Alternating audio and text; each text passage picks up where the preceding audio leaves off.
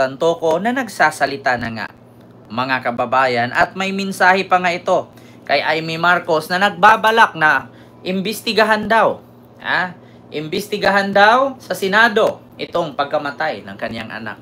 Masyado na. Nagamit daw ang pangalan ng anak niya sa dalawang kampo ng paglalabanan. Conflict daw, di umano. Eto, mga kababayan, yung ating unang pag-uusapan.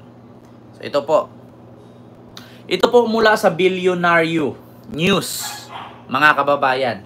Ayan po ang nanay ni Paulo Tantoko, at si Paulo Tantoko, ang kanyang ina ay nagsasalita na po. Ayan po, mga kababayan. Sa mga hindi po nakakaano, kasi baliktad po ito. So ito po ay galing sa Bilyonaryo News website.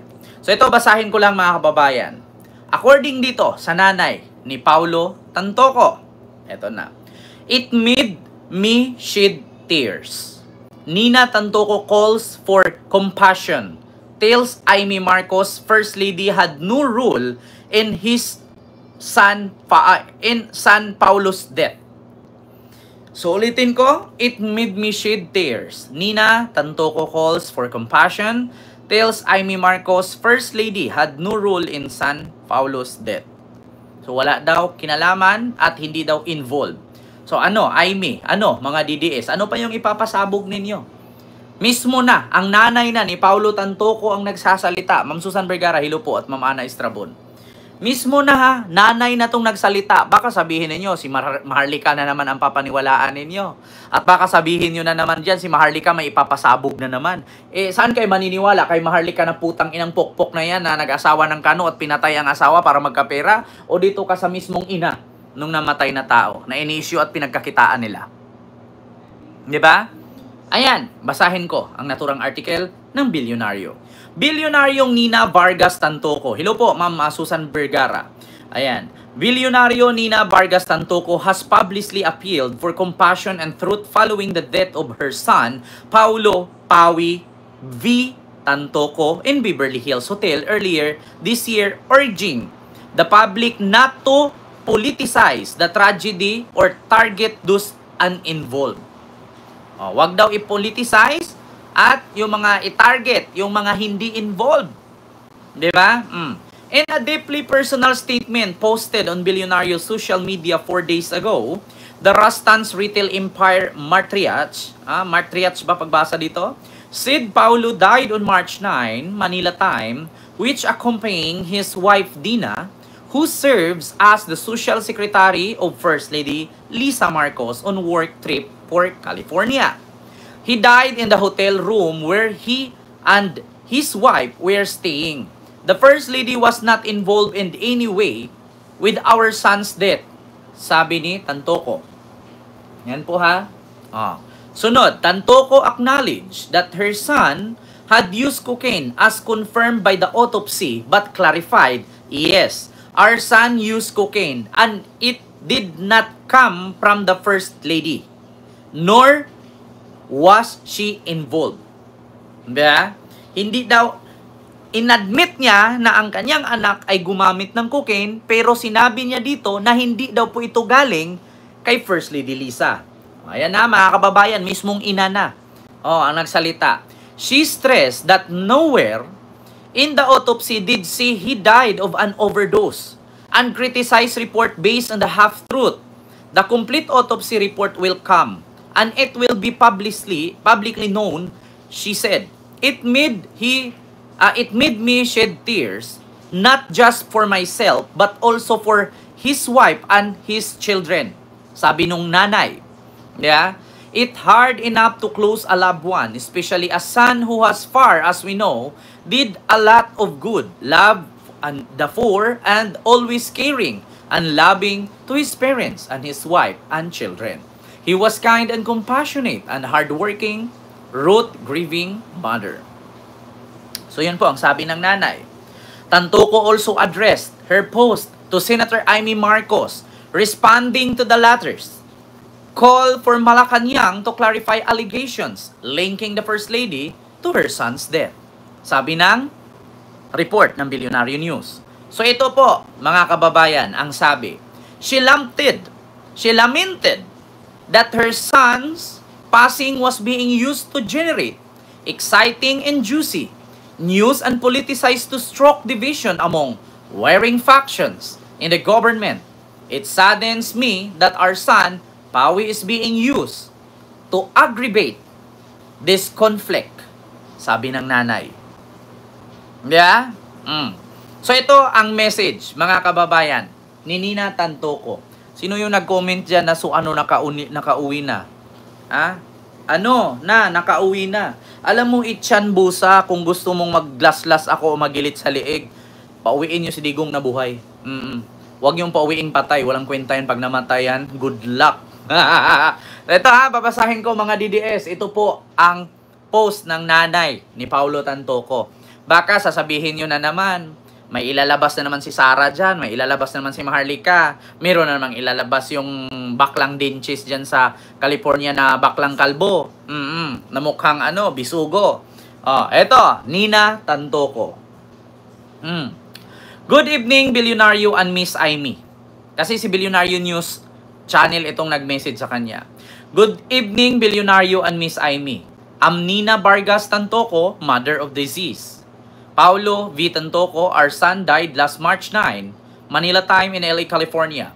In the presence of his wife, Dina, who is the Social Secretary of the First Lady, Miss Lisa Marcos, he died in the hotel room where he and his wife was staying. He joined his wife in the trip to be with her. The First Lady was not involved in any with our son's death. The partial autopsy report is open for you to see. Now, where did it say that our son died of overdose? Saan daw? Yung sinasabi na ang anak niya ay namatay sa overdose. It had cocaine effect, accident, and heart disease. It hard enough to lose a loved one, especially a son, who as far as we know, did a lot of good, loved the poor, always caring and loving of his parents, and his wife and children. Was kind of compassion and hardworking. It saddens me to see the news that reports to be maligned also the name of my husband's family business called Rastans. It's so visible to make news that it's exciting and juicy to read.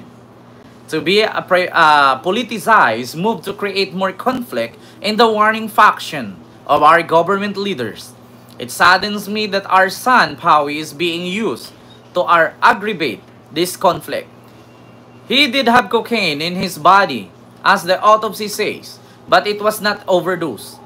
The complete autopsy report will come, and it will be publicly known. Yes, our son used cocaine, and it did not come from the First Lady, nor was she involved. This, and unfortunately, that this happened to our son. We love him very much for all the goodness he has done to magnify the story with half-truth is not who am I as a person. I do accept that report. Nowhere did it say he died of overdose. Hindi daw niya matanggap na ang sabi sa report na matay sa overdose sa cocaine. It made me shed tears, not just for myself but also for wife and these children, which you are hurting so much. I pray that you will be enlightened and spread life-giving news instead of dividing. God bless us. Peace, love, life. Alam nyo na, mga kababayan, wala daw po at nasaktan daw po ang nanay ni Paulo Tantoco na ibinalita daw at ipinapakalat na ito daw ay overdose sa cocaine, na which is hindi naman daw totoo. Ang ikinamatay daw ay heart attack. Di ba? Kaya sa totoo lang, mga kababayan, nanawagan pa nga siya kay Amy Marcos dito. Na Amy Marcos. Kasi may balak daw itong si Manang Amy na mag-session sa Senado at paimbestigahan daw itong pagkamatay ni Paulo Tantoco, na pag nalaman natin kung anong rason ng pagkamatay, hindi naman po nakakatulong sa atin, hindi naman po nakakayaman. Hindi ba? Ito mga kababayan instead na mag-imbestiga si Amy sa Senado, dapat ang gawin niya, ipagpatuloy niya impeachment ni Sara nang malaman natin kung ano ang totoo. Nagnakaw ba si Sara o hindi? Para masagot natin. Kaysa sa unahin mo itong mag-imbestiga kay Paulo Tantoco, na kahit malaman naman natin na drug overdose ito, or kung hindi, Hindi naman to nakakatulong sa ekonomiya. Bakit? Pag nalaman ba natin na totoong na overdose ito, mumura ba ang bilihin? Ha? Tataas ba ang sahod ng Pilipino? Hindi naman, di ba? Mas mahalaga dito ang usaping pera na involved si Sara Duterte. Dapat yan yung unahin ninyo. Ya? O, baka Aimee, paninindigan mo pa rin yung pag-iimbestiga-imbestiga mo. Kasi ang isipin ng taong bayan, nagsalita na ang nanay na hindi involved si Lisa, kung ipagpatuloy mo pa rin yung pag-imbestiga mo, sa madaling salita, may galit ka nga kay Lisa Marcos. Tama ba ako, mga kababayan? Am I right? Yes or no?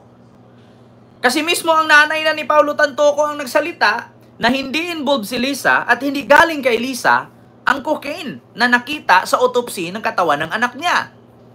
So pag ipagpatuloy ni Aimee itong investigasyon sa Senado, sa madaling salita, may galit nga siya kay First Lady. Sa madaling salita, baka nainggit. Diba? Baka si Aimee gusto maging First Lady or di kaya si Aimee gusto maging presidente. Diba? Ganun lang naman. Napaka-simple. Nanay na nang nagsasalita, di ba? So baka sabihin nyo na naman, ito ang totoo, ito ang ganyan, ito ang ganun. Aba, pahingahin nyo naman yung kaluluwa ng tao, respetuhin nyo naman yung patay. Pamilya na yung nagsalita, nanay na ang nagsalita, itigil nyo na yan. Baka pagkapiestahan at pagkakitaan nyo na naman yan, mga DDS vlogger. Di ba? So yun lang, mga kababayan, yung ating unang pinag-uusapan. Di ba?